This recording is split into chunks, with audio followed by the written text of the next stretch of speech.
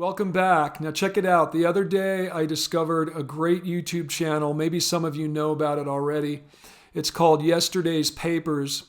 And if you like my channel, I really think you would enjoy them.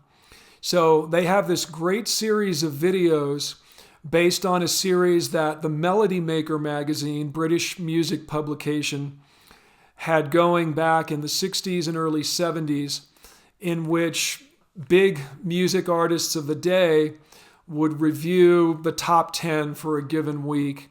And it's fascinating to go back and see what these people say about this classic music, which has now become legendary, but was brand new at the time.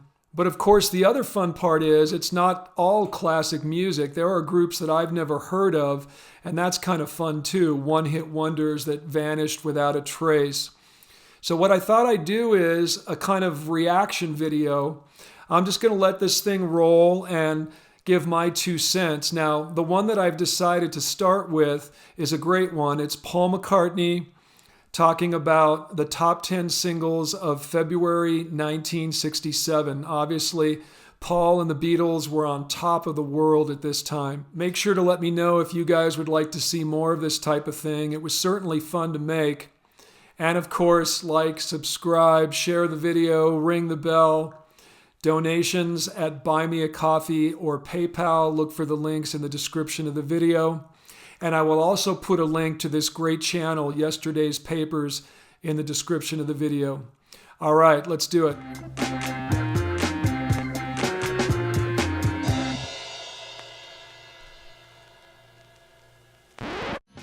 Oh man. That's a scary caricature of Paul right there. Look at those eyelashes. February 1967. February 67, Sgt. Pepper about to be unleashed. The Byrds. I don't know. I think by now they should be getting off that style of 12-string guitar and that particular brand of harmony. Interesting. They really should be splitting from that scene because they'll end up finding themselves caught in it. See, now that's really fascinating. I mean, the Beatles of all bands, think about how they reinvented themselves with literally every album. And here Paul is holding the Byrds to that same standard. Granted, the Byrds did change later on, but yeah, at this point they were getting sort of locked into a certain sound. And that's definitely not something that Paul would advise. David Crosby knows where they should be going musically, and so does Jim McGuinn. Crosby, I think, was good friends with the Beatles. They've done some good stuff on their albums, but that's just the same sound speeded up. David and Jim know that they've got to put more of themselves into their music.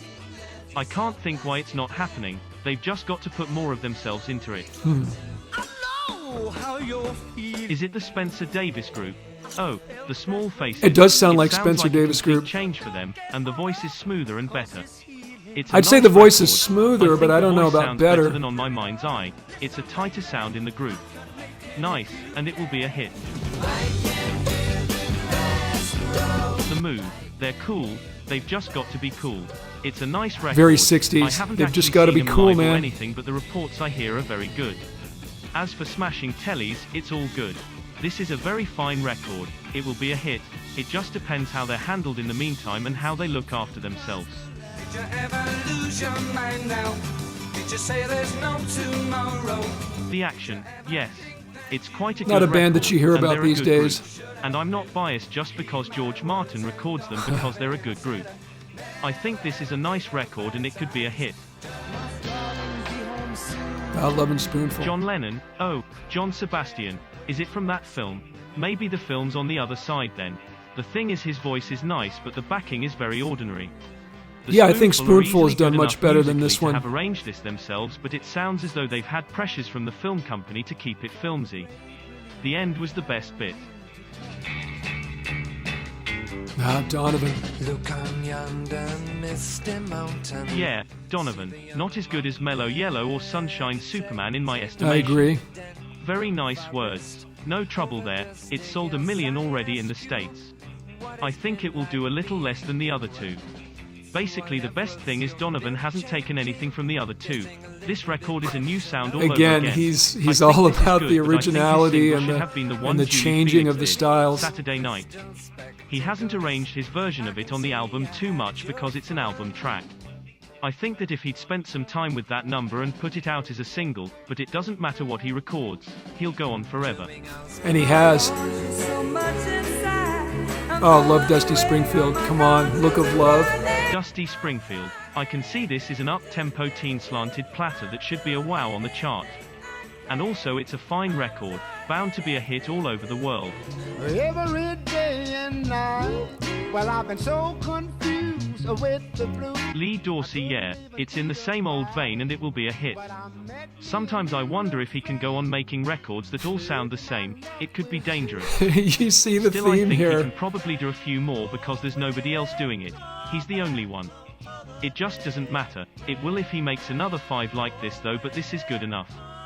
So hold me tight. Never been a fan of Pitney's voice. It sounds contrived to me. Not keen of Pitney's voice. I've heard him do Paul this song agrees. hundreds of times before, although I haven't actually heard this record. It sounds like every song Gene Pitney has ever closed his show with. I just don't like the style much. Jane Asher likes him. Jane She Asher, used of to, course, unless she's Paul's changed. first wife. I can't honestly judge if Pitney's records will be hits or not. I may go out tomorrow if I can borrow a coat to wear. Who is it? Could it be Alan Price? He It's all nails him, about a doesn't guy he? and his dancing bear. I think that will be a hit. Again, it's the great thing that people like Alan have happened, made it. It's so much better than the period vaudeville stuff because it's still a bit modern. It's hip. Interesting. Yes, I like Simon Smith and his high-class dancing bear.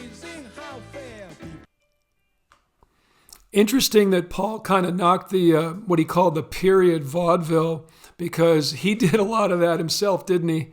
When I'm 64 and that ilk. Just a couple of closing comments. Number one, as I've mentioned already, Paul is clearly not a fan of stagnation in music. He expects bands to change and morph their sound over the years, as the Beatles did. Probably not surprising, but still very interesting. And number two, having watched quite a few of these, Paul is a very kind reviewer. That doesn't surprise me either. You know, obviously I don't know the guy, but he's always come across to me like a genuinely happy, nice guy. And when he does criticize, it comes from a good place. It's always very constructive, and I think that's cool. A lot of these people, as we'll see going forward, if I do more of these, there's a lot of, oh, that's rubbish, take it off, I can't stand anymore. I think they almost kind of get off on trashing things, but not Paul, and that's cool. Let's hear it for Paul.